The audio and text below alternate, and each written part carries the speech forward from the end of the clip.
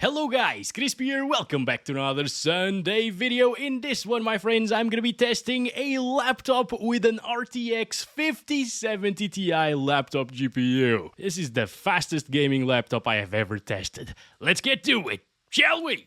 This is the MSI Vector 16 HX AI A2XW, and it features the Intel Core Ultra 7 255HX CPU, which is a 20-core monster with 8 performance cores that can boost up to 110 watts on this laptop. That's pretty impressive and a lot of power to go through such a small and thin system. But I guess I've been out of the laptop game for a while now. The RTX 5070 Ti GPU inside of this laptop can also boost to a high TDP of 140 watts. This GPU features 5888 CUDA cores, 184 TMUs, 80 ROPs, and 12 GB of GDDR7 VRAM running on a 192-bit memory bus. So it's a big cut down compared to the RTX 5070 Ti desktop GPU, but I mean, this entire system consumes less than one of those, so yeah. Oh, and I really like that this has 12 GB of VRAM as well, because that will come in handy in a lot of games today, as we'll see. My unit also came with 32 GB of DDR5 RAM at 5600 MHz in dual channel, a 1TB SSD, and a pretty good 2560 by 1600 16x10 IPS screen with great looking colors, a peak brightness of 500 nits, and a buttery smooth refresh rate of 240 Hz. Now, the laptop itself feels sturdy and well built. It's all plastic, but it doesn't creak or anything. It's a bit bulky for a 16-inch machine, but it features a good cooling system that keeps temperatures low, at least for a gaming laptop. It also has plenty of ports on the sides and the back, and it even features a full-size SD card slot, which is super helpful to me, and I guess other content creators and other people that use SD card slot. It's very handy, I like to see it. Finally, it has 4 running modes here in the MSI Center. We got Echo Silent, which limits the CPU to 15 watts and the GPU to 45 watts, and this makes the computer a lot quieter. Then we got the balanced mode right here, which limits the CPU to 80 watts and the GPU to 120 watts, and this is probably what I will recommend for this laptop because it's not too loud, it's not obnoxious, and it gets plenty of performance. It's only 10% slower than the extreme performance mode right here, which, well, bumps everything to the maximum, and the CPU goes up to 110 watts and the GPU up to 140 watts. And not sure if you guys can hear that, but it's ramping up. This is the mode that I'll be utilizing in the game tests today because I want to see that 5070 Ti maxing out at 140 watts and see what it's truly capable of with a rated TDP of that card. But again, outside of recording, I will be utilizing the balanced mode or the MSI AI engine over here, which is pretty much the same thing as the balanced mode. I can't really tell them apart. They do exactly the same thing. They sound exactly the same. So yeah, 80 watts on the CPU, 120 watts on the GPU. And with all of that said, let's play some games on the MSI Vector 16 AI HX. It's a lot of letters. Let's get to it, shall we?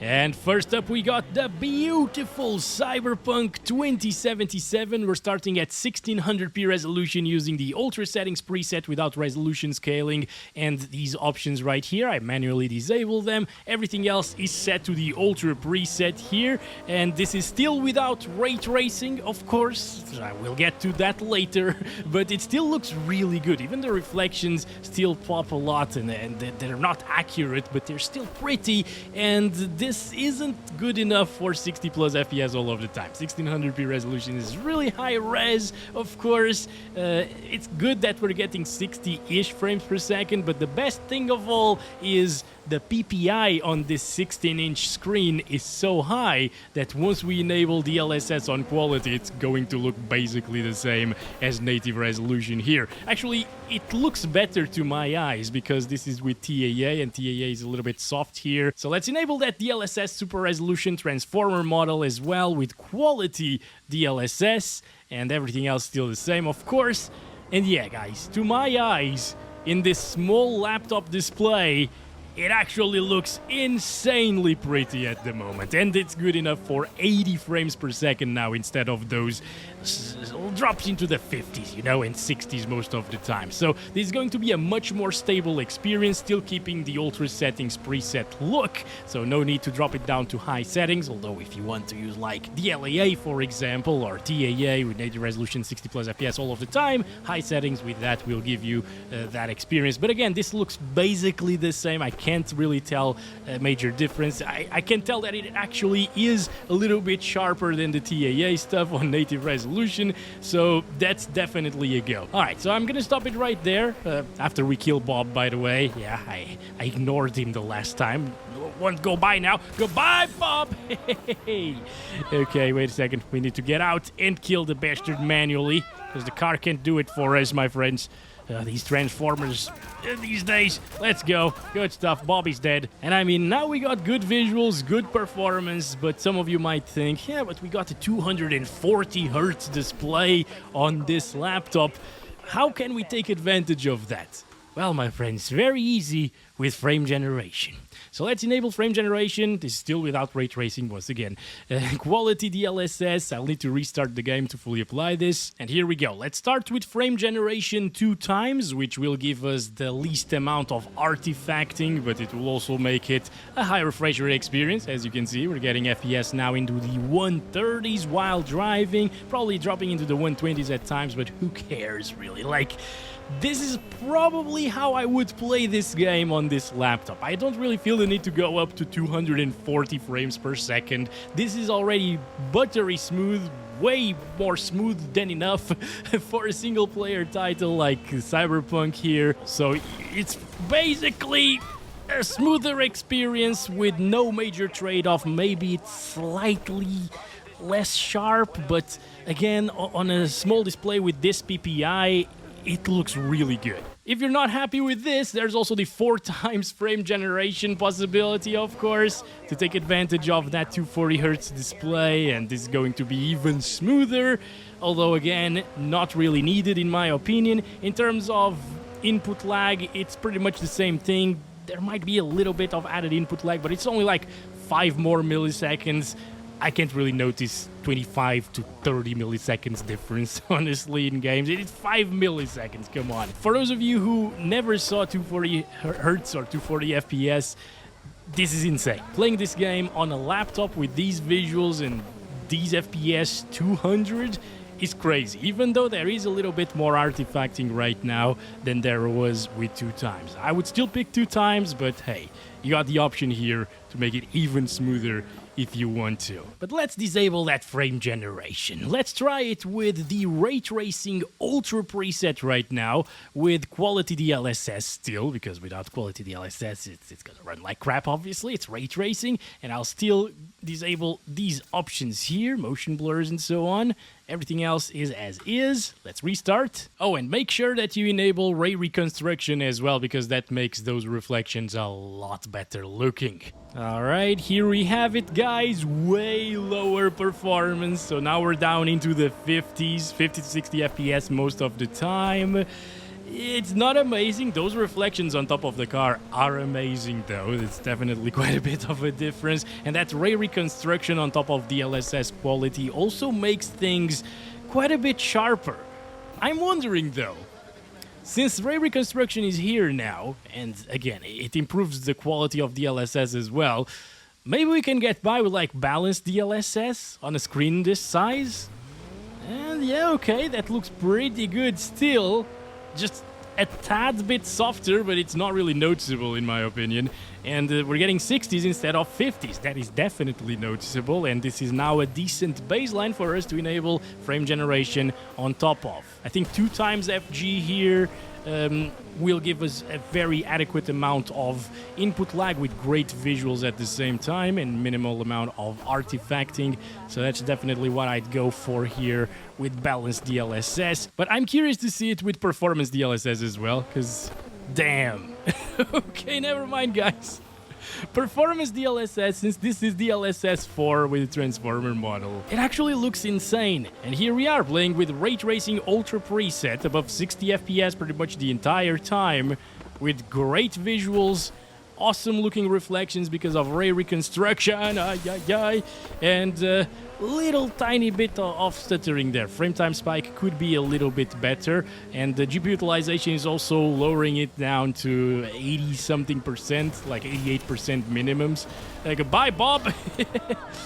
So I guess there is a slight CPU bottleneck here with ray tracing enabled, but with frame generation that might not be an issue anymore. So let's enable that and restart. Alright, here we go, guys. 4 times frame generation on top of performance DLSS at 1600p res and ray tracing ultra settings, guys. This is it, 200 FPS. See, previously it was a good baseline for frame generation, so enabling frame generation actually doesn't add a ton of input lag, and it also makes the game super pretty at the same time without much artifacting, even with 4 times FG. And obviously with 2 times frame gen, things are going to be into the 100s, I guess. Yep, there we go. 100 to 120 FPS. Perfectly smooth still to me, and this is what I would choose once again because it gives you just a little bit less artifacting than the 4 times multi-frame generation. So yeah, this is pretty solid. This was a huge start to the video with Cyberpunk as usual. Lots of different settings and different DLSS options as well, but now you know all of the bells and whistles and what you can do and can't do with ray tracings and frame generations and the super resolution from DLSS. Next up is The Last of Us Part 2 Remastered at 1600p resolution. We're starting with 69 FPS, by the way. DLAA, transformer model, and the very high settings preset without motion blur and without these options on the bottom here. And well, let's start counting those FPS. This is still 100% resolution scale. It looks super sharp, but I think it will also look very sharp with DLSS quality, given the display size and the PPI. But, I mean, even if you want to play at your native resolution in this monitor, in this laptop, of course, you can. It's still gonna hold 60 plus frames per second all of the time with a 5070 Ti laptop GPU, which is very nice to see, even here in this forest area, which is very GPU intensive. And the VRAM, by the way, is going over 9.5 gigabytes of allocated VRAM. I have actually seen 8 gigabyte cards, a lot of 8 gigabyte cards at lower resolutions of like 1080p with very high settings struggling to maintain a flat frame time graph and having a ton of VRAM problems, a ton of stuttering issues. But since we do have 12 gigabytes of VRAM here on the 5070 Ti laptop GPU, it has no problems whatsoever running very high settings. Anyway, let's enable DLSS frame generation with the max generated frames 1. This is 2 times frame generation basically, and let's do that over DLAA. This way we can actually have pretty much the same visuals. I can't really notice any artifacting whatsoever here with the frame generation, honestly. Maybe the grass is a little bit softer, just a tiny bit, but on a small display it's not going to be noticeable, honestly. And now we have that high refresh rate experience with 100 plus frames per second consistently, pretty much at all times. And yeah, I feel like this is the way to go in this particular title if you have a laptop like this. VRAM allocation goes up even further, by the way, to 10 gigabytes there, so I'm glad we have 12 gigs of VRAM here in this one. And yeah, in terms of input lag, it's also not obnoxious whatsoever with the NVIDIA Reflex enabled. It does a good job of minimizing input lag, and it feels good on a single player title. Now obviously we still have the choice of utilizing frame generation 4 times, which well, it does bump things up into the 200s, which is pretty crazy, actually. I thought it was going to perform a little bit worse than that. In terms of the artifacting, maybe there is a little bit more when doing this, you know, panning the camera around. Maybe I can see some duplication sometimes. I don't know. Maybe ghosting.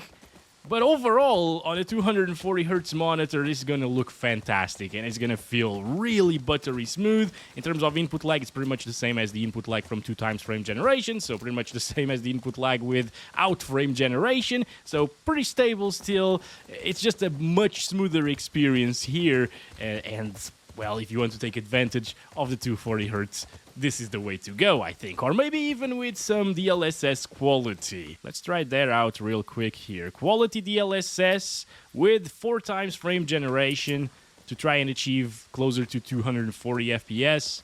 Yeah, it definitely gives us a little bump up in performance. And in terms of visuals, even though this game isn't known to have the best DLSS implementation, the super resolution that is, it still looks really good. Obviously, you do lose a little bit of sharpness, though, compared to DLAA. But, hey, if you want to max out 240Hz, this is the way. Next, we have S.T.A.L.K.E.R 2, which is extremely intensive of a title, of course, UE5 as well. We're playing this one at 1600p, utilizing high settings preset and DLAA right here, so it's still 100% resolution scale. And well, with these settings, this isn't surprising, honestly. It's almost 60 frames per second. Sometimes it actually reaches 60 frames per second. That's not too bad. The frame time, as usual for these UE5 titles, isn't too great. It isn't too stable. We'll see some stuttering and micro stuttering here and there, unfortunately, especially here in this settlement area, which is very, very broken, actually. There's no word for it other than broken. But guys, this is a decent baseline, at least, aside from the stuttering, which is very annoying. Another anomaly. I just jumped right into it. Okay, we might actually die here from the anomalies alone. But as I was saying, this is a decent baseline once again to enable some DLSS. Not frame generation, because this game with frame generation is really laggy in terms of the input lag. It's super noticeable. So if you want the frame generation to be enabled, you will need... Oh my gosh, even here with 50 FPS, it's hard to hit those shots, honestly. You will need a baseline FPS of like 70 plus frames per second all of the time if you want to use FG properly. So I'm going to enable quality DLSS here, and this will give us 70s, those sweet baseline FPS that I was telling you about, while making the game look very pretty still because of the size of the display. I mean, even on a big monitor at 1440p resolution, this still looks good with quality DLSS. It's not the best implementation. It's a little bit softer than most games, actually, but it works absolutely fine. And enabling DLSS frame generation on top of this is still the 2 times frame gen, oh boy, and the old version of it, you gotta override it in the NVIDIA app if you want to utilize 4 times frame generation, or the newer version of it.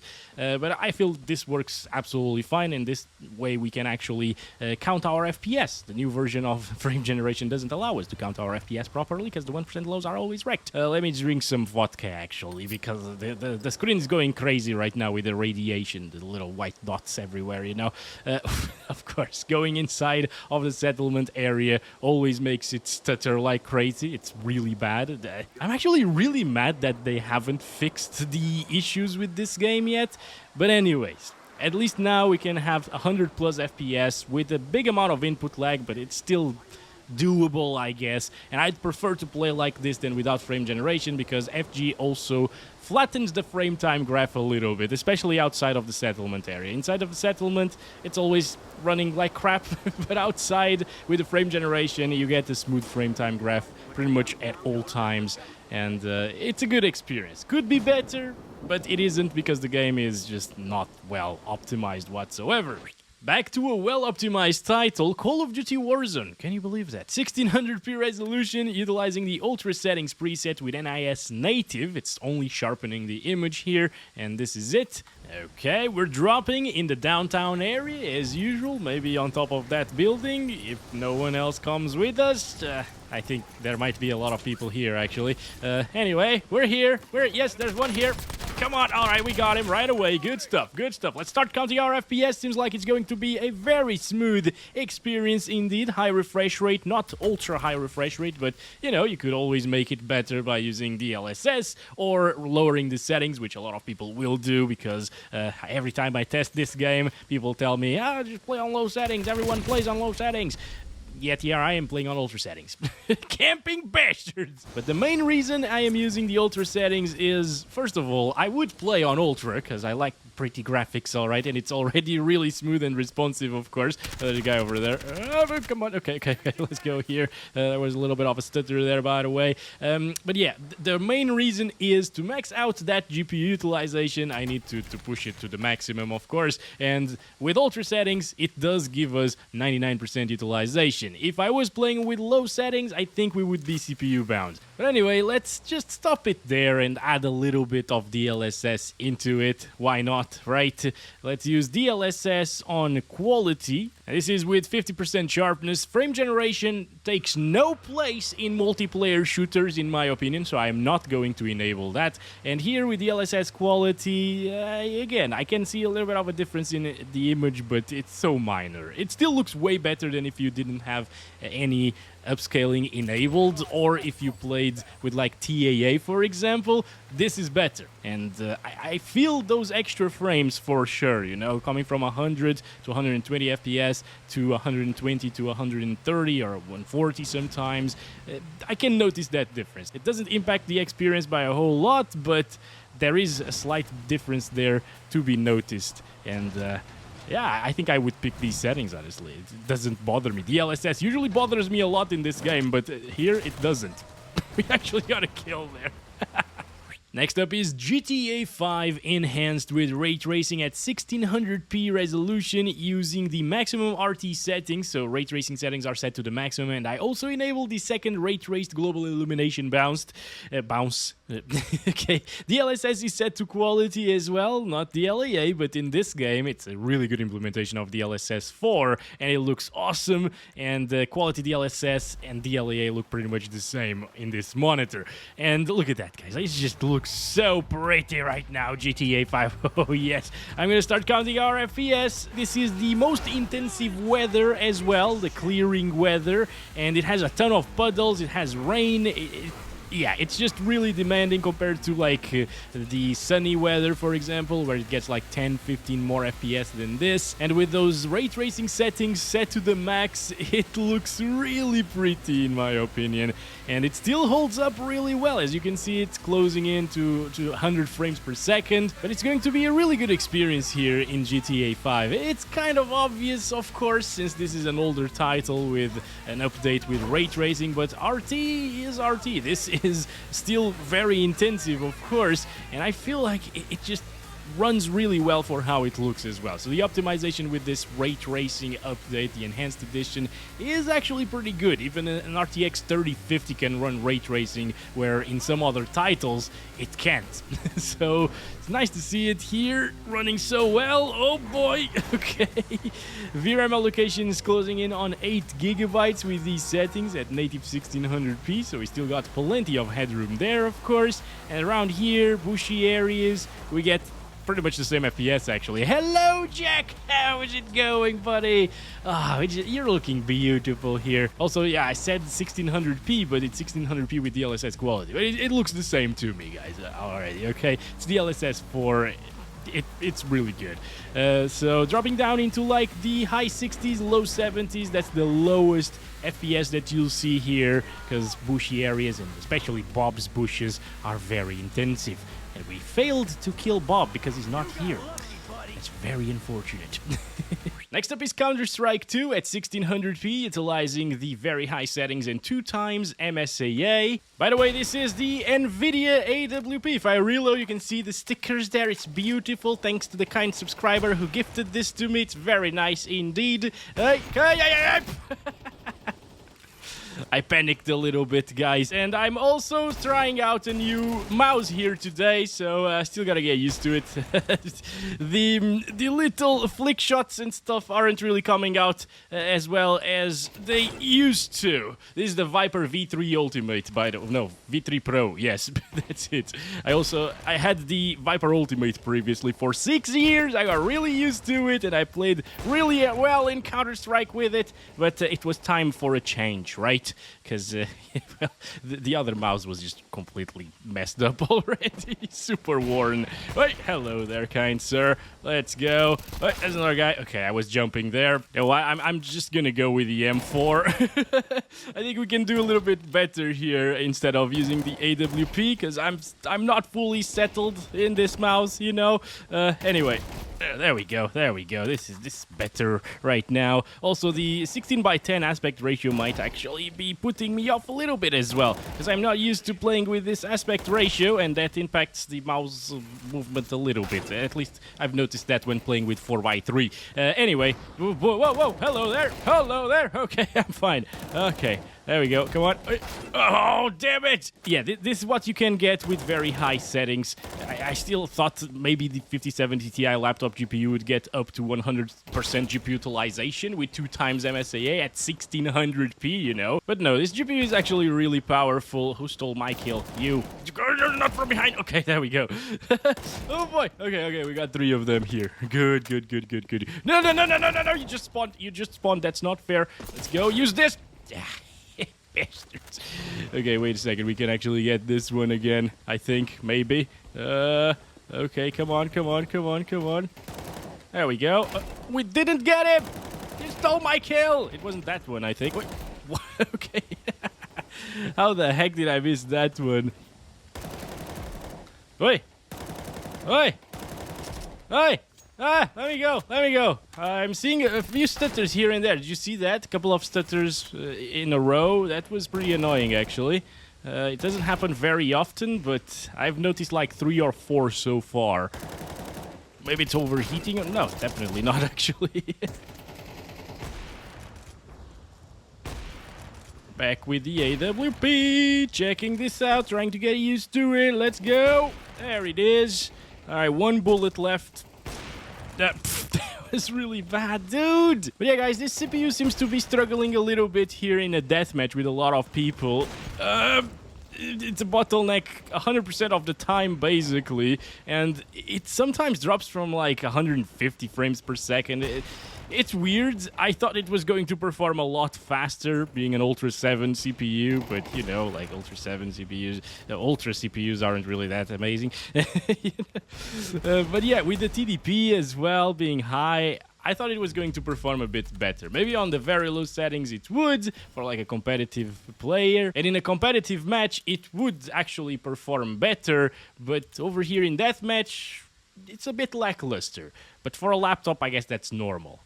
Next up is Kingdom Come Deliverance 2. I'm at 1600p using the Ultra Settings preset, DLSS 4 set to quality, which looks basically the same in this game as native res to me, especially on a small monitor. And this is it. It looks very sharp. It looks really detailed on Ultra Settings as well, even though there's still experimental settings above these. But those are well beyond diminishing returns in graphics to performance ratio compared to Ultra or even high, you know. But hey, you can actually run this on Ultra absolutely fine, as you can see, getting 80s, 90s.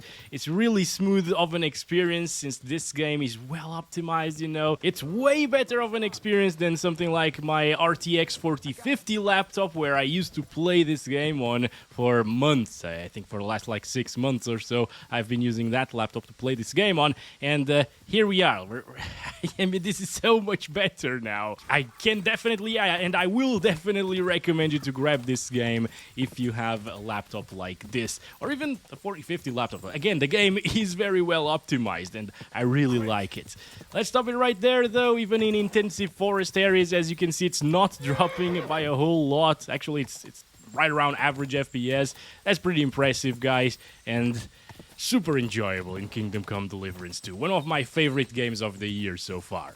Next up is Forza Horizon 5 at 1600p using TAA and the maximum settings in the game. Alright, it's not even the extreme preset. I manually set everything to the maximum here, and it's already above 100 frames per second, so there is no need for you to utilize the LSS or frame generation. Obviously, if you want to do so, go ahead. You'll get roughly double the FPS with 2 times frame generation, like 200s or so, and with 4 times, even better. But over here, I don't really feel the need to utilize any of those options because it's already buttery smooth. Also, it's really awesome to have those 12 gigabytes of memory here in Forza Horizon 5 as well, because that means you can actually bump up those textures to the maximum, bump up those graphics, and not run out of VRAM ever here, whereas an 8 gigabyte GPU would definitely run out of VRAM. You can see it there. The VRAM utilization is pretty high, 9 gigabytes or so. Anyway, let's keep on going. Oh, okay, yes, Bob's house is right here to ruin our dreams again. Let's go. City area time, and lower 100 is what we get, cruising through it at high speed with a few more cars on screen, like a race, for example, inside of the city. You would be seeing like 5 to 10 less frames per second, so it would definitely drop from 100 FPS. But the most intensive thing that you can do in this game is actually go inside of this tunnel and get out of it. It drops to 91 frames per second. So 1% lows, 91, averages 113. It's really smooth anyways. It's just, yeah, it's a flawless experience in Forza, as usual. The VRAM hog is here, guys. This is Indiana Jones in the Great Circle. It consumes a ton of VRAM, 1600p resolution, using the ultra settings, and no path tracing at the moment, alright, with DLAA as well. And this is it. It already looks pretty good, in my opinion, and it gets you really high FPS, as you can see. Well, not really high, but it's 60 plus FPS all of the time, and this is also a forest area with lots of vegetation, so it's intense. And yeah, it performs pretty well. It doesn't stutter whatsoever. It shouldn't drop from 60 frames per second. However, over there is where it gets a little bit more intensive. But it does have a ton of pop-in issues on ultra settings. Even if you max out the settings with path tracing, it still has a lot of object pop-in. Path tracing fixes the shadow pop-in though, so that's good, I guess. But yeah, this game definitely has some issues with pop-in indeed. Look at this over here, for example. Those trees, yeah, it's terrible. There's a very easy fix. You gotta do this every single time you load the game though, but that is to utilize the RTX command here on the console, and this fixes the pop-in. As you can see now, it looks really good. It doesn't have any pop-in whatsoever, and it drops your FPS by around 10 frames per second.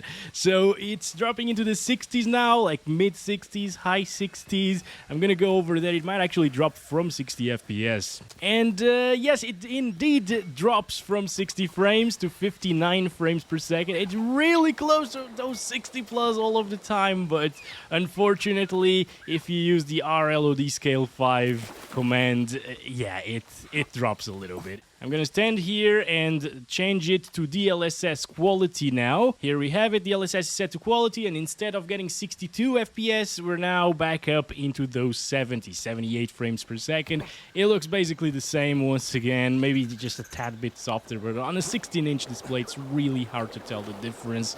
And I would totally play like this. Alright, no need to utilize path tracing either. That will just wreck your FPS completely. This is already really smooth with that command, RTX. It also fixes the pop-in issues with the shadows and the objects at the same time. And yeah, the lighting still looks good. It's no path tracing here, but I like it. And I would play like this. This is a good way to play the game. And if you want to utilize some frame generation, you can also enable it on top of this. VRAM is already at 11 gigabytes though, so it might struggle just a tad bit, but no, yeah, it's still half a gigabyte away from maxing out that VRAM. And over here, you can get 130 FPS, as you can see. Really smooth experience, low input lag, although it's definitely noticeable. This is one of the games where if you enable frame generation, you can definitely notice the higher amount of input lag. So high refresh rate experience now, it's very good visuals still. But what if we try like 4 times frame generation? Let's see that. Yeah, okay. So in this game, I'm also noticing a little bit of a difference comparing the input lag with the 2 times frame generation. This is a little bit worse, but you can get used to it in like 10 seconds. No problem. It still feels all right to me. And now you can take advantage of those 240 hertz. Now, I still got the itch to try a little bit of path tracing here. So let's just turn that on. Medium path tracing. I think it's running out of VRAM already, guys. Yeah. This is the one game that maxes out 12 gigabytes of VRAM that I've seen here, even with quality DLSS. It looks amazing with path tracing enabled. That lighting is just gorgeous, of course. But yeah, obviously it's not playable like this. You'd need to lower down the texture quality, for example, to have more FPS or playable FPS, I guess. I'm just going to set it down to low. You don't need to set it down that far. I'm also going to set the shadow quality to medium here. And the performance DLSS, I think, yeah, that should be good. It's still crap. Maybe we need to restart. Yeah, in case you haven't noticed already, path tracing is a bit too intensive. All right, but hey, here we are, back into it. We're getting 60s. VRAM is not maxed out now, and now we have that path tracing enabled, which is nice. It's still on medium though, right? 1600p ultra with low textures and medium path tracing. So it's only the sunlight shadows that are being ray traced. And if we go up to high, still can handle it. Okay, that's pretty nice. But we're already dropping from 60 FPS, so enabling frame generation on top of this would make it smooth, of course, but the input lag would be pretty high. And this is already with performance DLSS, so yeah, I would avoid path tracing in this one, honestly. It already looks good without it. You need to compromise on a lot of stuff to enable path tracing here with a 12 gigabyte GPU, which kind of sucks, you know. Yeah, let's try it with 2 times FG. There's a lot of input lag, holy crap. Yeah, you can get used to it, I guess, but why? You can have these FPS natively if you just play without path tracing and with ultra textures instead. Next is Assassin's Creed Shadows at 1600p resolution using DLSS quality, the high settings preset here, and ray traced global illumination set to diffuse plus specular everywhere, which is the maximum setting. And the game looks really good like this, especially with that ray tracing setting enabled and maxed out. It, however, doesn't really achieve very high FPS. As you can see, it's only in the 50s. But this game, it's the exact opposite of what we saw in Indiana Jones and the Great Circle. This works extremely well with frame generation, and as long as you have a baseline of 40 FPS, so a minimum of 40 frames per second, enabling frame generation will feel really smooth. So that's exactly what I am going to do and what I would recommend you to do. I don't like the fact that they rely so much on frame generation, alright, but it does work very well in this title, so I will have no problem recommending it. And yeah, in terms of input lag, you can notice it, but it's not obnoxious in any way. And it still feels pretty fast, you know, in terms of a response time. And now it's buttery smooth, as you can see. I'm turning the camera around like this. It is really, really smooth. So going from 50 to 60 FPS to this experience, even though it's with frame generation and even though the input lag is a little bit higher than it would otherwise be with these FPS natively, I would do this. I mean, again, the game is just way too intensive, but at least you can make it run really well and have a good visual fidelity experience while making the game smooth with low input lag at the same time. So in the end, it's actually a good experience here in this game. Now it's Battlefield 2042 at 1600p resolution utilizing ultra settings and quality DLSS. In this one, quality DLSS actually makes it look better in my opinion than TAA, because, you know, TAA softens the image. This renders a lower resolution, but with a 16-inch monitor at 1600p, it doesn't really matter too much, as I've been telling you about it. But yeah, it's always going to be a really smooth experience, guys, in Battlefield 2042. I really enjoy it. It's not the best Battlefield game, but it's still fun to play, and it's really cheap right now. You can grab it for like $4 on Steam, or $3, something like that. Hey, come on, there's a sniper guy. And I think for that price, it's definitely worth it. There's no stuttering either. There's a guy on top here. Okay, I got him. What the heck? I threw a smoke grenade at the guy and I actually hit him with it. Interesting. Oh, it would have been fun if I could kill him with a smoke grenade. Probably can. if he was lower HP. There we go, nice couple of kills there. Now let's check it out for a little bit without DLSS. I wouldn't really turn it off, honestly. I already told you, right? But yeah, you get around 100 frames per second. So we lose about 30 to 40 FPS depending on where you are in the map. And it's still really solid of an experience though, and high refresh rate, but obviously you can feel some slowdown sometimes when it drops to like 90 FPS, which isn't a big deal anyways. Still very nice of an experience. Beautiful Red Dead Redemption 2. Hello, Roach. How's it going, my friend? Good stuff. Look at this, guys. We're getting 70-ish frames per second. It's really gorgeous of a game still, all of these years later. And this is with the 1600p resolution. I'm using borderless because of the capture card. If I use full screen, it stretches out the image. 16:10, it's weird. And I'm using the ultra settings with quality DLSS 4. I overrode it in the NVIDIA app, and it looks really good like this. I've also lowered down water physics quality as well as the reflection MSI. Those are super intensive settings that drop your FPS without any visual benefit almost, and this way we can achieve 60s, 70s as you can see. Over on the NVIDIA app, if you want to utilize DLSS 4, and I highly recommend it because it's way better looking than the default DLSS version in the game. It looks really bad. You just go to graphics, Red Dead Redemption 2, find DLSS override over here, and just use the latest super resolution model there. This way, with DLSS quality, it actually looks better than TAA, just like in Battlefield 2042 that we just played.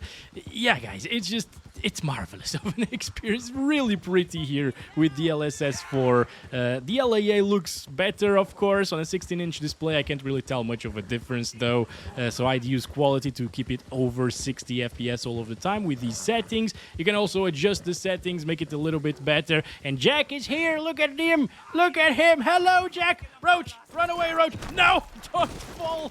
Don't fall like that. Please. What the heck? Jack, I love you too, but you can't hug me like that. You're gonna kill me. Buddy.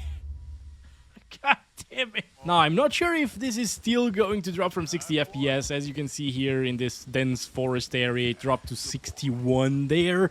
So I'm starting to get a little bit worried, guys, honestly. But so far, so good. Even though the 1% lows are below 60, it still hasn't dropped actually below 60. It's just because of little variations there in the frame time graph, which aren't noticeable, by the way. It's really smooth of an experience overall, and it's dropping now, by the way. Okay, right as we spotted Bob. Come over here, Bob. Goddamn bastard, look at that, guys. 50-ish frames per second just because Bob is on screen. If he isn't on screen, it goes up to 60s. Anyway, over here in Strawberry Town, 70s. I thought it was going to perform a little bit better in this game, by the way. But then again, it's 1600p resolution. At 1440p, it would stay above 60 FPS all of the time. So if you prefer to use the 16:9 aspect ratio, go for it. And it will be a little bit smoother. Over here, though, it's enough for us to get 69 FPS average, and that is amazing. Alright.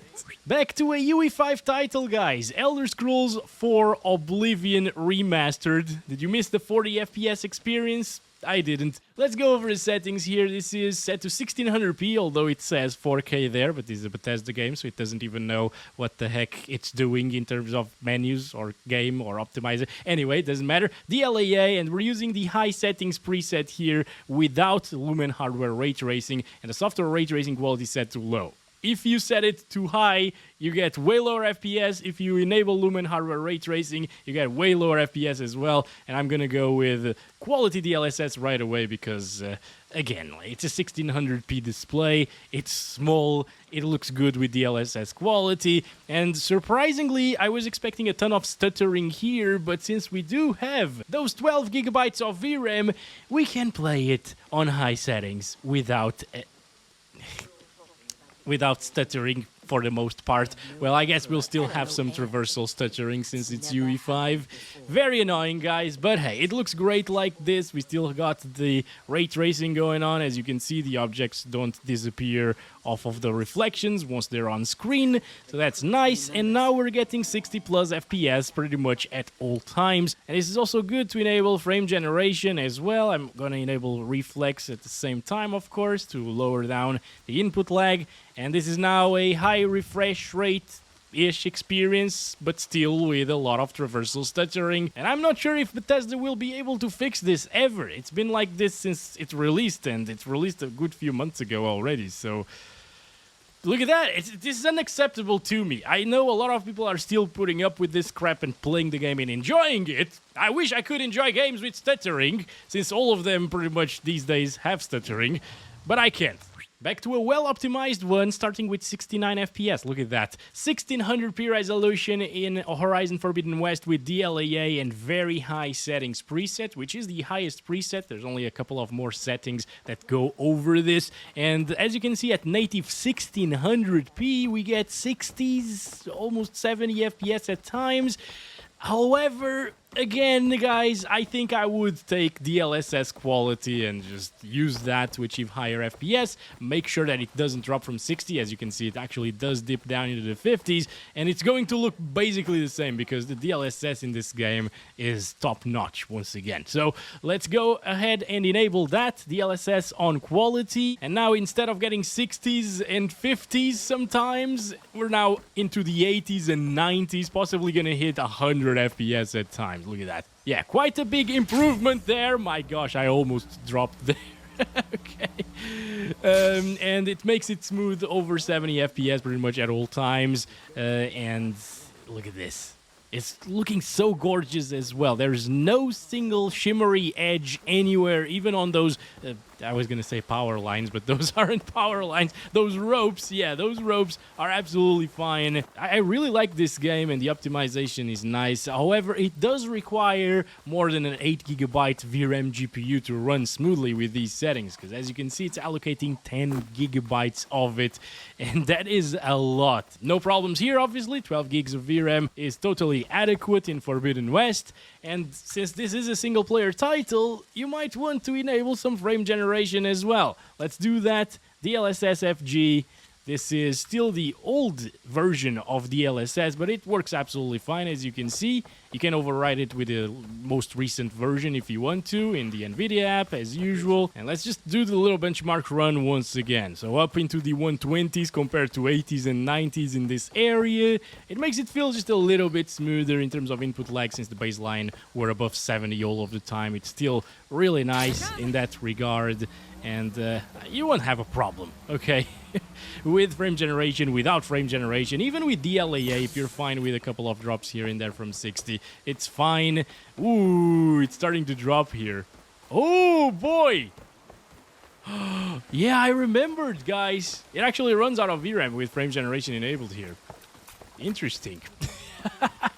Holy crap, I wasn't expecting that. I totally forgot that 12 gigabytes with frame generation in this game isn't enough. It's pretty crazy, right? In my opinion, the 5070 non-TI version should have had 12 gigabytes as well. Like 8 gigs on that card is way too low.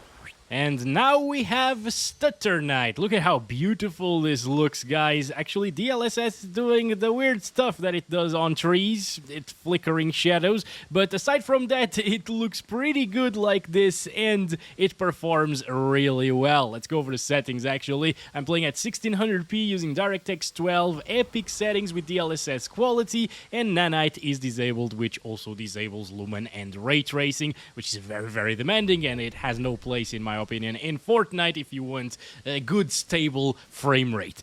Okay, the sun is rising. Oh, it's really beautiful. Even without the ray tracing stuff, the lighting and everything still looks great. So if you want that visual quality experience, visual fidelity experience, this is definitely the way to go with epic settings.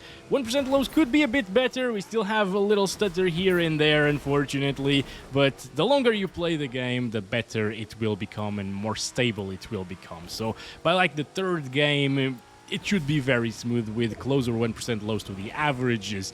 Anyway, yeah, we should probably try it without the DLSS, I guess. Although I would definitely play with it, but let's disable it, use TAA instead with 100% resolution scale. Here we go. And this way, this is native resolution. It once again, on a small display like this, makes it look a little bit softer than with the DLSS, since we got no sharpening going on right now.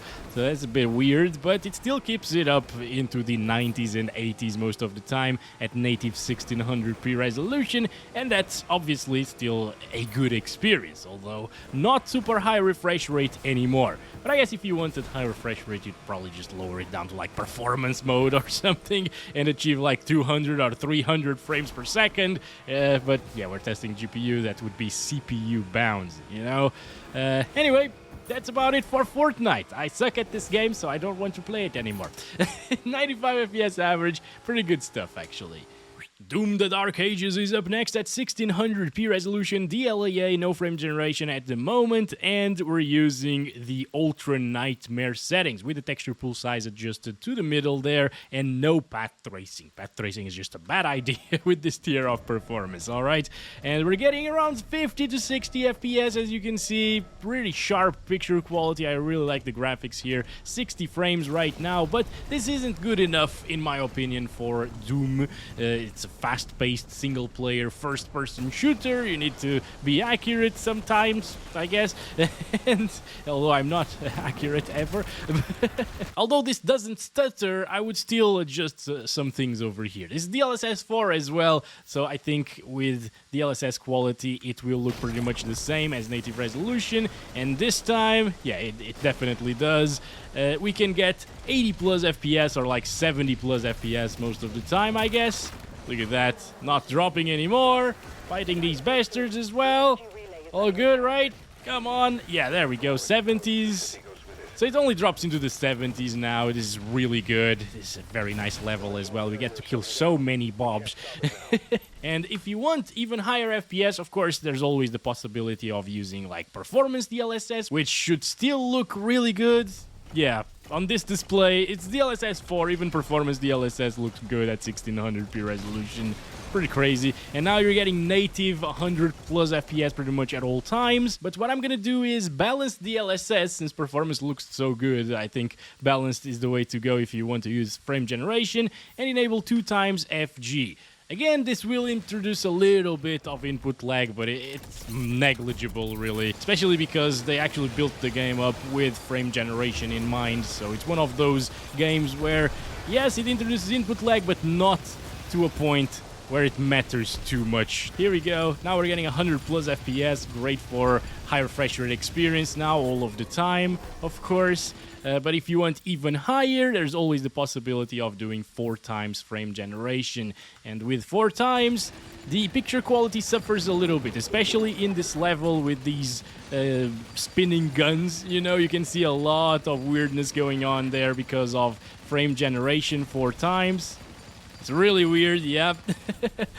But you're gonna be able to achieve 240 FPS sometimes, which is pretty crazy.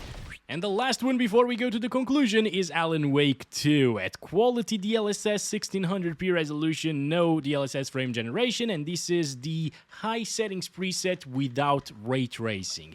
And well, this is good enough for us to get 60 plus frames per second most of the time. Let's start counting those frames as well. This area here is really intensive as usual. This is the forest area, the most intensive one in the game. If you get to the city, you're gonna see like 5 to 10 more frames than here, but this doesn't drop from 60 FPS either way, so it's going to be a really stable and smooth experience all of the time. And I like that, you know, 69 average, by the way, only for a second. Anyway, this is a good baseline as well to enable some frame generation on top of, and in this game, DLSS also looks really, really impressive. So I definitely recommend you to enable the DLSS here in this title, especially since it is DLSS 4. It's a better implementation than the DLSS version it came with, and that was already really good. And this is a good baseline for us to enable that frame generation. Once again, you can use 2 times to achieve 120 FPS in input lag wise in this title, you can definitely notice it, but since the baseline were 60 FPS, this still works quite well, and it's definitely a smoother experience. I can instantly tell that on a high refresh rate monitor. Yeah, this feels quite nice here. And given the slower paced nature of this game, the added input lag doesn't really bother me whatsoever in this one, even though it's quite noticeable, alright? Now, with 4 times frame generation, that obviously bumps it up a notch into the 200s now. As usual, way smoother, of course, on a 240Hz monitor, but I think, once again, this is a little bit too much because now you can start noticing artifacting if I move the camera around like this, around the character's hair, for example. It's most noticeable there. There's a little bit of a fuzzy look while moving the camera like this, and if there are more trees on the background, it's definitely a little bit more noticeable in terms of artifacting. But if you prefer the smoothness and don't care about the little artifacts, this is still worth utilizing. Let's disable the frame generation though, keep it on DLSS quality, and increase the settings a little bit. I'm gonna do medium ray tracing, alright? I feel like for a 5070 Ti laptop that costs $2,000 or euros, it should be able to do ray tracing, right? And if you don't want to utilize anything else other than DLSS quality, if you don't want to lower it down, it drops into the 20s.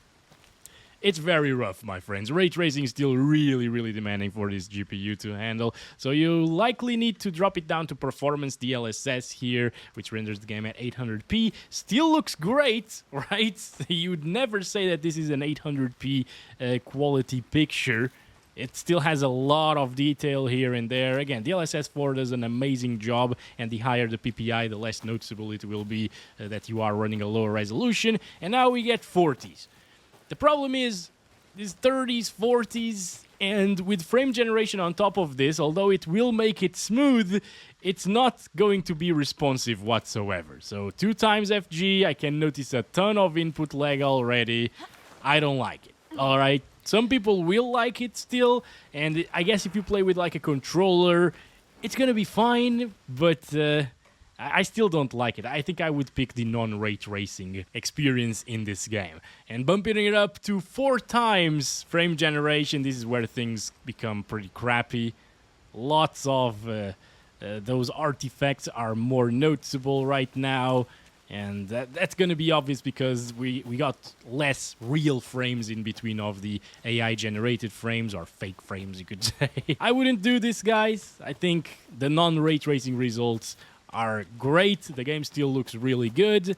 And this is just way too intensive for a laptop of this tier of performance to run. Unfortunately, because this is still a very expensive machine.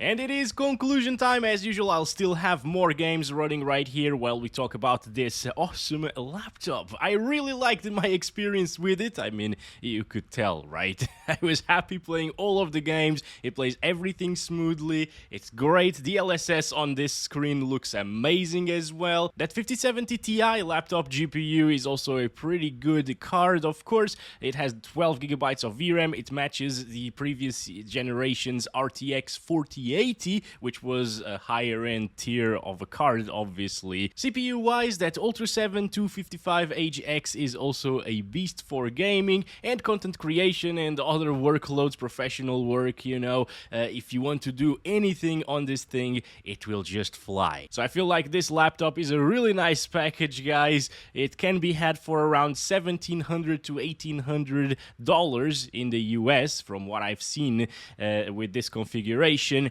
and also in the EU for 2,000 to 2,400 euros. It depends on where you are, you know. There aren't many deals here in the EU, unfortunately, and for 2,000 bucks, this is actually not a bad laptop whatsoever. You can't get much better than this, honestly. And the cooling is also very adequate. Yeah, it's a little bit thicker than some other laptops from the competition, but I'm fine with that. Yeah, that's it for this video. Thanks very much for watching. I hope you guys enjoyed, and I'll catch you in the next one very soon. As always, love you all. Bye-bye.